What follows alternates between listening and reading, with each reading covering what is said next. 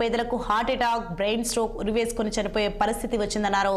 BJP చేపట్టిన మూసీ ఇండ్ల బాధితులకు రక్షణగా ఒక్కరోజు నిద్ర కార్యక్రమంలో పాల్గొన్నారు. గత ప్రభుత్వం తప్పు చేస్తే వారిని ఓడగొట్టాలని కసితో కాంగ్రెస్ కు ఓట్లు వేశారన్నారు.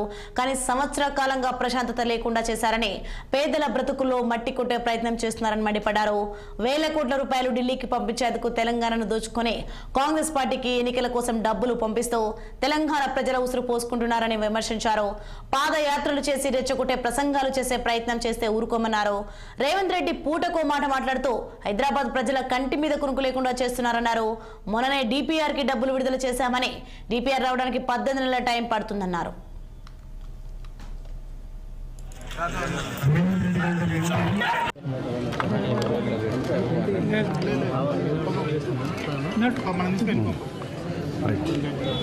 మాటలన్నీ కూడా రికార్డ్ అవుతున్నాయి. ఇంకా నేను ఎప్పుడన్నా అంటే అన్ని రికార్డు ఉంటున్నాయి.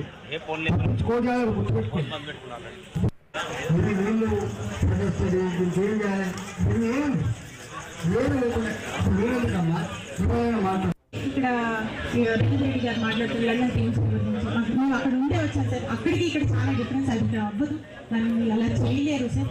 కానీ మేము అడుగుతున్నాం ఏంటంటే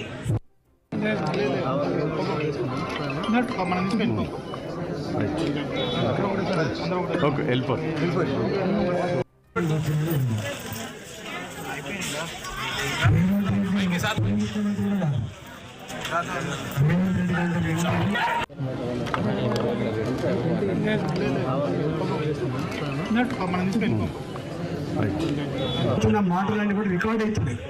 ఇంకా నేను ఎప్పుడన్నా అంటే అన్ని రికార్డు ఉంటున్నాయి.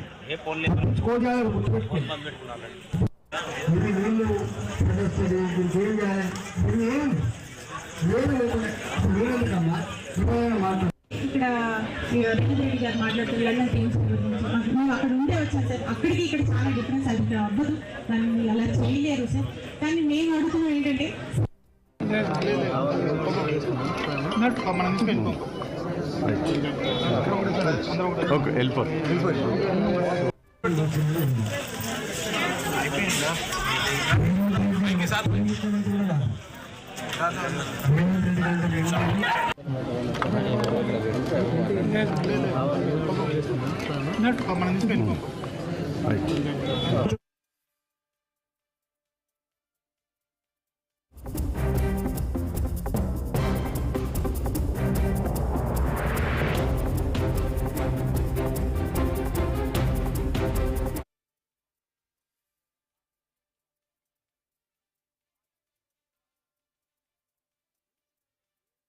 అయితే ఇలా డ్రైనేజీ వాటర్ వస్తుందో ఆ డ్రైనేజీ వాటర్ రాకుండా చేయాలి కదా.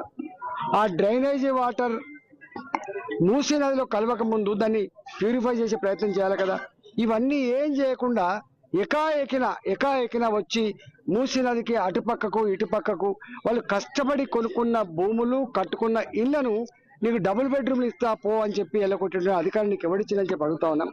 నేను ఈ ప్రాంతంలో నేను ఒక్కని కాదు, అనేక మంది వచ్చిపోయింది ఇక్కడ వందల మంది వాళ్ళంతటా వాళ్ళే 100 ఉపన్యాసాలు ఇచ్చిండ్రు, 100 మందికి ఇంటర్వ్యూలు ఇచ్చిండ్రు. వాళ్ళు అంటున్న ఏకైక మాట ఏంటంటే ఏం పిచ్చి పట్టింది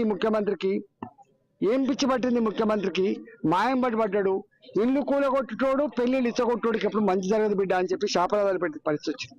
ఇవాళ ముఖం లేదు రేవంత్ రెడ్డికి నా పనిగిరి కాలనీ రావడానికి, ముఖం లేదు రేవంత్ రెడ్డికి ఇలా రామంతపూర్ మూసి ఓడికి రావడానికి, ముఖం లేదు రేవంత్ రెడ్డికి ఇవాళ కింది ప్రాంతం మూసి రావడానికి. కానీ ఎక్కడో నల్లగొండ పోయి రెచ్చగొడుతున్నాడు.